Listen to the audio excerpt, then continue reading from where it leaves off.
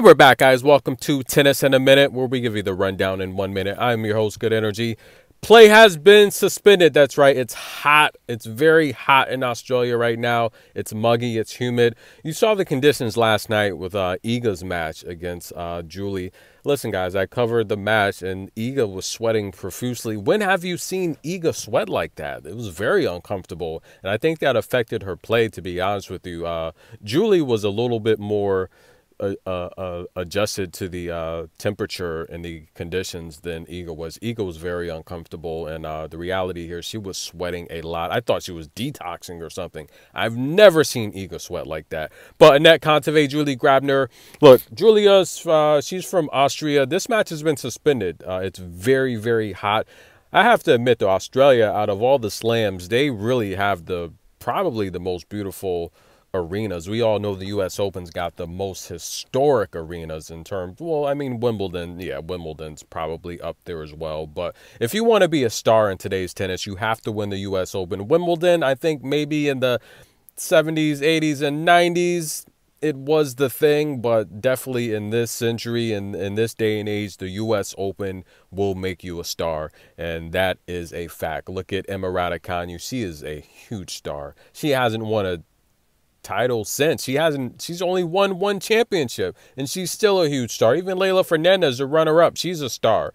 But Leylah, definitely the more successful junior career. Leylah was, you could say, a household name. She did make a junior slam, and even though her first couple years on tour, I mean, Leylah, a lot of people thought her career wasn't going anywhere, but she proved the haters wrong.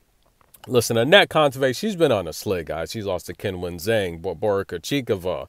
She lost to Martinsova, Paula Badosa. Now, Julie did get the win over Martinsova, but she has losses to Leylah Fernandez. And listen, guys, this is a matchup here where you guys know I like Anett Kontaveit. Top 10 backhand on tour, definitely. I love the way she can baseline. She can come mid-range. I love when she goes cross-court with her backhand. I just think her backhand's beautiful. But listen, guys, a lot of people, when they reach the top of their sport and they don't quite break through, sometimes mentally that can be damaging. Anett Kontaveit had a pretty rough year last year. Let's just be honest. But, I mean, let's be honest. Before she ran off 5 championships in a row, she lost 5 championships in a row. So, I mean, she kind of,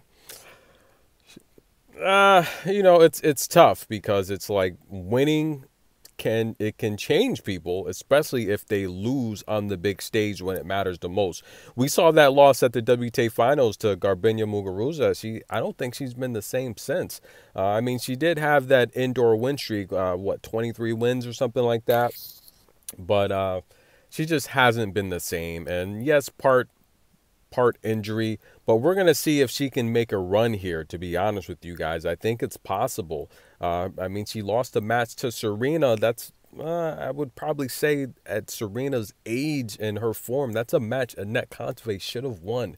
I was there. It was pretty, it's kind of embarrassing for Anett Kontaveit. Let's just be honest, guys. But a ton of matches on the day. Play is suspended. The conditions are just hot, and a lot of players, especially the American players, they're complaining about the schedule. I mean, they come where, for the most part, the country's in winter right now in the United States, and then they go to Australia, and it's a complete 180 in terms of temperature.